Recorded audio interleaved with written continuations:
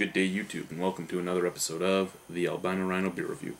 I've got my Rickards glass out, and we will be drinking out of it Sinister Sams Insane IPA. Look at that label. That's a beautiful label, guys. Sinister Sams.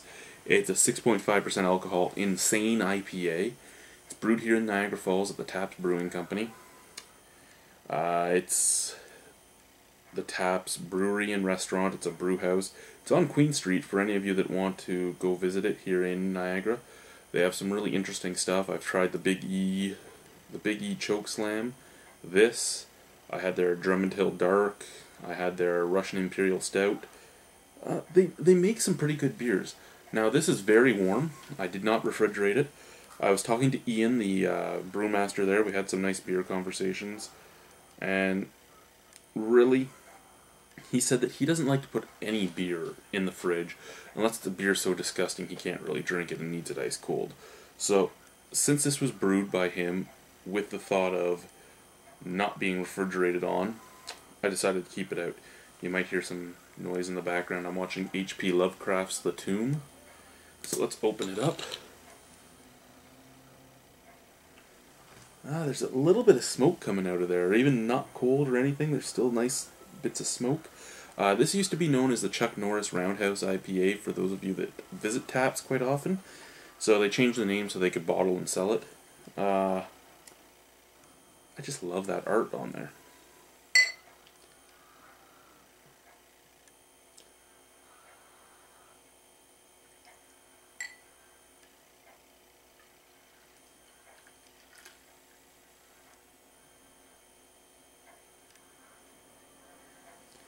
So, not much head on this Insane IPA, but it's flippin' cloudy, guys. It looks like it's unfiltered. It's thick cloudiness. That head is there. It's not much, but it's there. It's a beautiful color. I mean, it's like an amber brown, a deep amber. It looks amazing in the glass.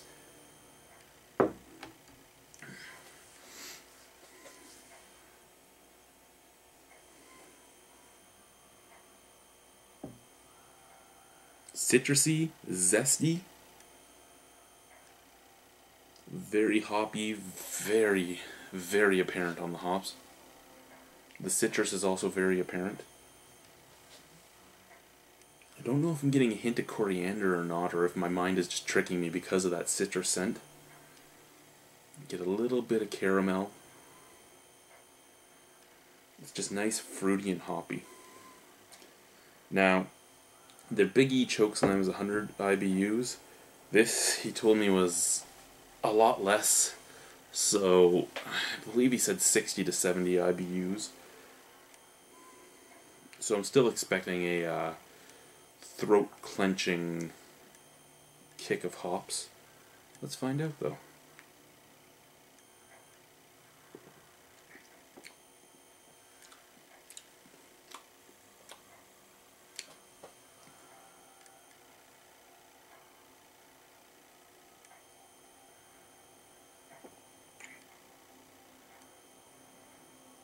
You know what, Ian?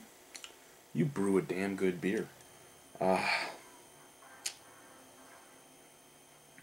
We got there just as he was shoveling the wheat out of the... We got there just as he was shoveling the wheat out of one of his big tons. And at Taps, if you ever go there, it's really hands-on. It's really nice to watch. It's right there where you can see everything. You can see him running around, checking all of his levels and all that. It's awesome to watch. And I don't know if I find this beer tastier because I watched a guy brew it, or just because I appreciate the craft, but this is real nice. Even at a high IBU, it's easy drinking. It's very citrusy.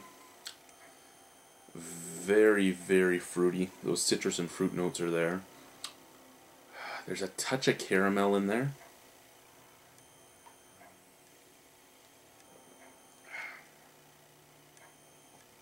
And then those hops. Those hops make it taste nice and earthy. Very earthy. almost to an herbal sense there.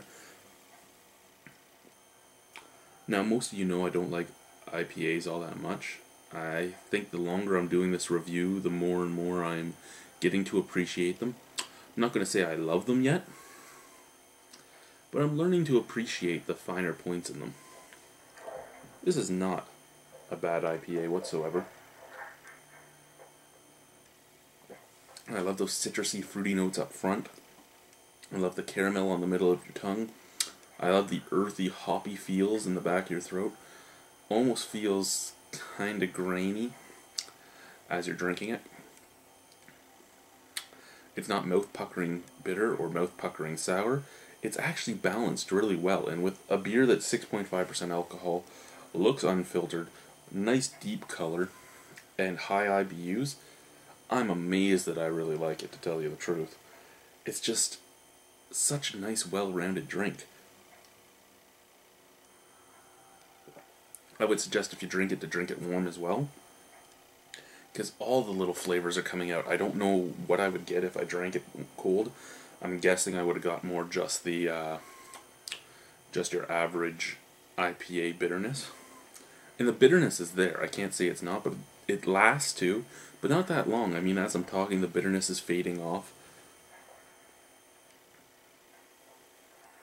I really like Sinister Sams Insane IPA, guys. I would give this beer for its look, its visual appeal, its scent, its taste, its drinkability.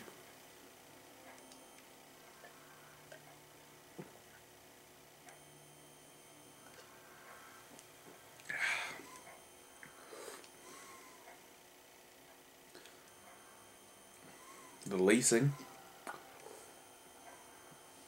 I would give it an 8.75. I'm only taking points away, one, because I'm still not up to the hophead challenge. I'm not a huge hophead, so it's a little too bitter for me. So I'm taking a point away for that. And I'm taking 0.25 of a point away because they don't have a cap I can collect. So, really, it's worth a 9 out of 10. I'm just taking that 0.25 away because my OCD collection of shit cannot happen. Thank you for watching the Albino Rhino beer review. Ian, thank you for a great beer. Taps, keep it up. Good beer drinking to all of you. Bye.